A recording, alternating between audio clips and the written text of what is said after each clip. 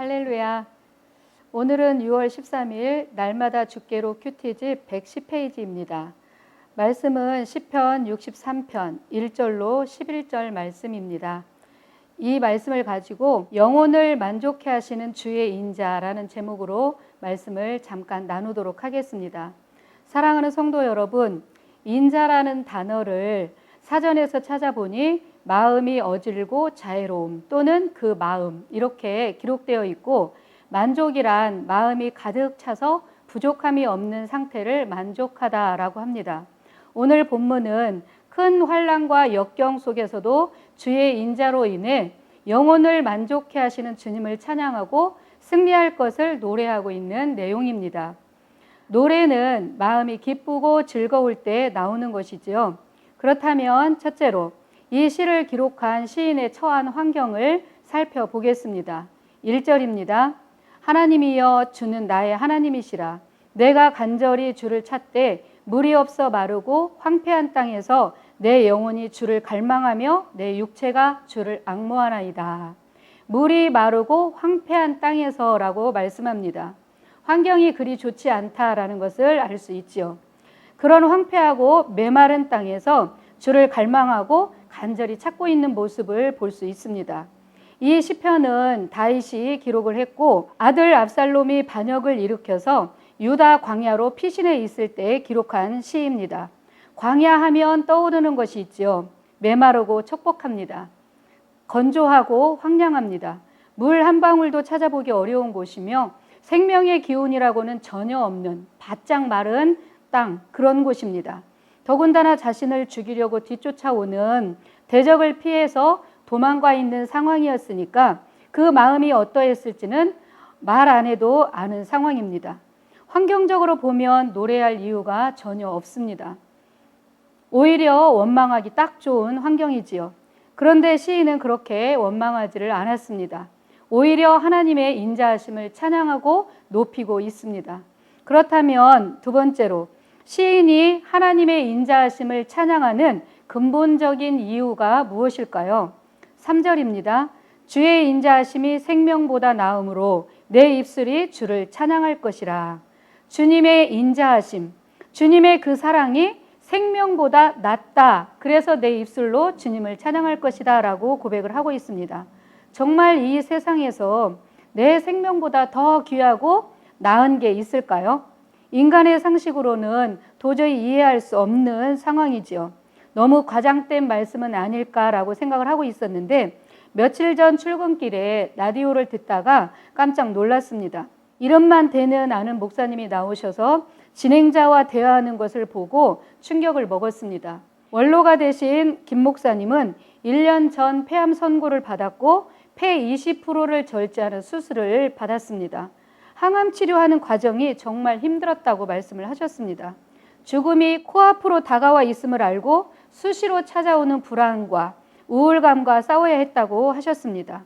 특히나 항암 치료하는 과정이 얼마나 힘이 들었는지 그 과정 속에 졸도를 2번씩이나 하셨다고 말씀을 하셨습니다. 굉장히 고통스러운 시간이었다고 말씀을 하셨는데, 그런데 뒤이어서 하시는 말씀은 암투병을 했던 그 1년의 시간이 그 목사님에게 있어서는 가장 전성기였으며 가장 행복한 시간이었다라고 고백을 하셨습니다. 진행자가 자신의 귀를 의심하면서 목사님이시니까 그렇게 말씀하시는 거 아니세요? 이렇게 물으니까는 목사님께서는 내 양심을 걸고 말한다면서 아니다라고 하셨습니다. 저는 그 고백을 들으면서 머리가 띵해졌습니다. 우리가 노래하고 찬양할 이유는 환경에 있는 것이 아니구나라는 것을 새삼 깨닫는 시간이었습니다.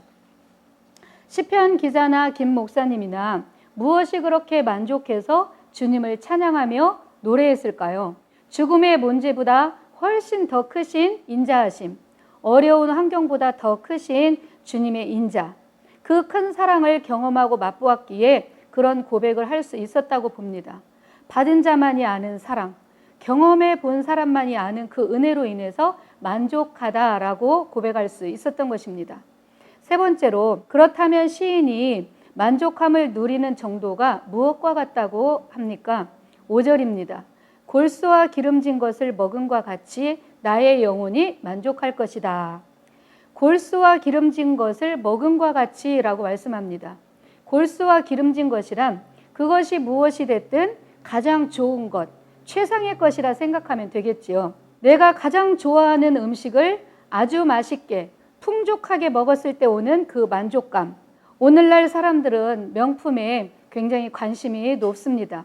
이렇게 어려운 코로나 시대에도 명품을 사겠다고 백화점에 길게 줄지어 서 있는 모습, 그리고 그것을 사고 나서 기뻐서 어쩔 줄 몰라 하는 그 표정 속에 만족감을 볼 수 있었습니다. 저는 3년 전쯤에 결혼한 딸이 임신했다는 소식을 전해왔을 때 그렇게 기뻤습니다. 한 번 유산을 하고 아이를 기다리던 순간이었기에 더욱 기쁨이 컸던 것 같습니다. 그때의 마음을 말로 표현해 보라면 마치 풍선에 바람을 가득 불어넣어서 빵빵해진 상태, 제 마음이 빵빵하게 가득 차서 이제 됐어 하는 그 만족감. 이 만족함과 같이 시편 기자는 나의 영혼이 주님의 사랑으로 인해 만족할 것이라고 노래하고 있는 것입니다.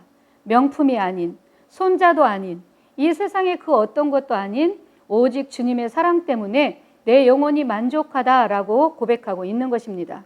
네 번째로는 시인의 영혼이 주를 가까이 따를 때 악인들의 마지막은 어떻게 되는지 살펴보겠습니다. 9절입니다.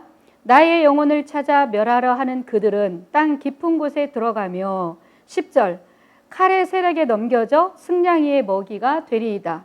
11절 하반절 거짓말하는 자의 입은 막히리로다. 시편 기자는 자기를 죽이려고 달려드는 원수 대적들은 땅속 음부 깊은 곳에 들어갈 것이다. 칼에 죽게 될 것이며 들깨의 밥이 될 것이다. 자신을 향해서 모함하고 거짓말하는 자들은 할 말을 잃게 될 것이다 라고 확신에 찬 고백을 하고 있습니다. 이 고백이 오늘 우리의 고백이 될 것입니다. 마지막으로 이 말씀을 오늘 우리의 삶에 적용을 해보겠습니다. 사랑하는 성도 여러분, 지금 여러분 앞에 어떤 문제가 도사리고 있습니까? 혹시 다윗처럼 사람으로부터 모진 고통을 겪고 있지는 않습니까? 인생의 밤과 어두운 새벽 같은 시간을 보내고 계십니까? 그 문제가 너무도 커서 내 능력 밖의 일이라고 주저앉아 계십니까? 김 목사님은 암 수술을 하신 후에 내 백성을 이루하라는 주님의 음성을 듣고 다시 힘을 내서 사역을 시작했다고 하셨습니다. 내 백성. 오늘 우리는 주님의 백성이며 그분은 우리의 하나님, 곧 나의 하나님이십니다. 나의 하나님. 시편 기자가 1절에 하나님이여 주는 나의 하나님이시다 라고 고백하고 있는데 그 외침 속에 이미 승리는 예정되어 있었던 것을 볼 수 있습니다. 사랑하는 성도 여러분, 나의 하나님이 맞습니까? 그렇다면 여러분 문제를 바라보지 마시고 나의 하나님을 바라봅시다. 그리고 시편 기자처럼 주님의 인자와 사랑을 찬양하고 높입시다. 밤의 침상에서도 주를 기억하고 새벽에는 주님의 말씀을 읊조리며 주님을 가까이 따랐던 것처럼 주님의 권능과 영광을 보기 위하여 성소에서도 간절히 주님을 찾았던 것처럼 주님의 오른손으로 자신을 붙들어 주시고 도와주실 것을 확신하며 노래했던 것처럼 오늘 우리도 하나님을 바라보고 찬양합시다. 또 교제하며 따라갑시다. 그렇게 하다 보면 오늘 우리의 현재 상황이 어떠하든지 태산과 같이 여겨졌던 그 문제들은 다 날아가고 사라지게 될 것입니다. 아멘, 아멘.